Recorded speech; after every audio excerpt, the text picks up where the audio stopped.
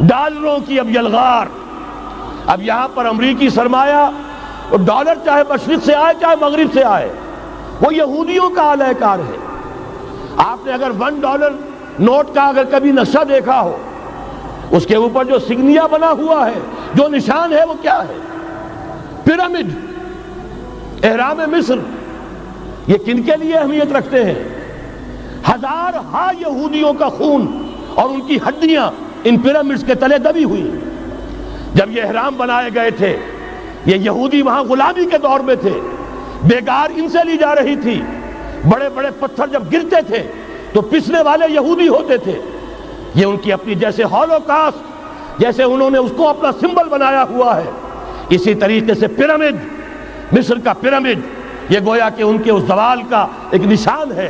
اور اس پر ایک آنکھ بنی ہوئی ہے، ایک آنکھ، کان دجال کی آنکھ، وہ دیکھ رہی ہے. عجیب ہے یہ سمبل.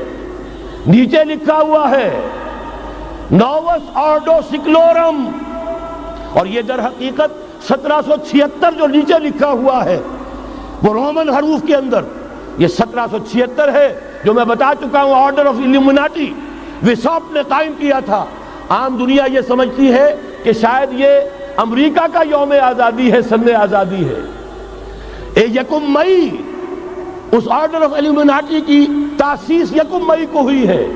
یہ 1 مئی جو منایا جاتا ہے، دھوکہ یہ دیا گیا ہے کہ یہ شکاگو کے جو مزدور ہیں ان کی یادگار ہے. حقیقت میں یہ 1 مئی اور 1776 آرڈر آف دی الومناٹی کی تاسیس کی تاریخ ہے. ڈالر میرے اس دیش کو ناپاک نہ کرنا. اور میں تو انہیں داد دیتا ہوں، جو کچھ انہوں نے، شاعر کہتے ہیں اس کو جو صاحب شعور ہے، اس صاحب شعور نے جو مشاہدہ کیا ہے کہ ڈالر آئے گا تو کیا آئے گا ہمارے ہاں. میری تو فکر کے اندر رچ بس گیا ہے. پاکستان کے بارے میں جب کہا تھا اے آندھیوں سنبھل کے چلو اس دیار میں، امید کے چراغ جلائے ہوئے ہیں ہم. ہماری امیدوں کے چراغ ہے یہ. اسلام کا گہوارہ بننے والی ملک ہے یہ. اس کو ہم نے قائم کیا تھا اسلام کے لیے. یہ آندھیاں نہ چلیں. اس ملک کو ہم نے اسلام کے چراغ جو ہے ہم نے اس میں روشن کیے ہوئے ہیں. اے آندھیوں سنبھل کے چلو اس دیار میں، امید کے چراغ جلائے ہوئے ہیں ہم. بہرحال یہ تیسرا سیلاب ہے، ننگی سرمایہ داری، جس کی پھر لعنتیں ہوتی ہیں. ایک طرف فقر، ایک طرف احتیاج، ایک طرف بھوک، ایک طرف دولت کے انبار.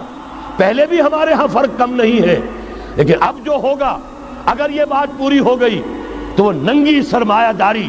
اور سرمایہ داری ہی در حقیقت یہود کا سب سے بڑا ہتھ کنڈا ہے. یہ بینکنگ کا نظام، یہ سارا کا سارا سودی نظام، یہ IMF، یہ ورلڈ بینک، یہی تو ان کے سب سے بڑے ادارے ہیں. تو واقعہ یہ ہے کہ 3 طرف سے ہم پر حملہ ہو رہا ہے. اور یہ سود کے بارے میں کیا کہا تھا اقبال نے؟ از ربا آخر چمی زائد فتن. اس سود کے ام الخبائث کے پیٹ سے سوائے فتنوں کے اور کیا برآمد ہو سکتا ہے؟ کس نہ داند لذت قرض حسن. کسی کو قرض حسنہ کی لذت یاد نہیں رہی. بغیر سود کے قرض دو. تمہارے پاس فاضل رکھا ہوا ہے، کسی بھائی کو دو کہ وہ اپنی معاشی گاڑی کا پہیہ چلا لے، پھر اصل واپس لے لینا. اگر اتنی ہمت نہیں ہے کہ ان تصدقوا فهو خیر لکم، صدقہ ہی کر دو تو سب سے اچھا ہے. دے ہی ڈالو اپنا فاضل سرمایہ. یسألونک ماذا ينفقون قل العفو. مت رکھو اپنے پاس، یہ گندگی ہے.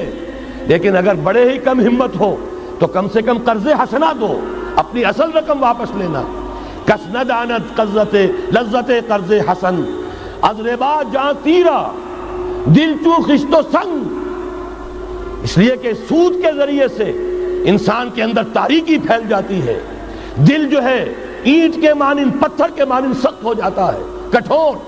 ثم قست قلوبکم فہی کالحجارۃ او اشد قسوہ. آدمی درندہ بے دندان و چنگ، اور انسان بغیر اس کے کہ بھیڑیوں والے دانت ہوں اور بھیڑیوں والے پنجے ہوں، بھیڑیا بن جاتا ہے. بہرحال اب کرنے کا کام کیا ہے اس کو سمجھیے. اس پوری صورتحال کا میں نے آپ کے سامنے نقشہ پیش کر دیا. ایک طرف مغرب سے نیو ورلڈ آرڈر، جو جیو ورلڈ آرڈر ہے، اس وقت کی سپریم پاور آن ارتھ، امریکہ کی سرپرستی میں بڑی تیزی کے ساتھ حملہ آور ہے. دوسری طرف وَمَكَرُوا وَمَكَرَ اللَّهُ وَاللَّهُ خَيْرُ الْمَاكِرِينَ۔ اللہ کو پامردی مومن پہ بھروسہ، ابلیس کو یورپ کی مشینوں کا سہارا۔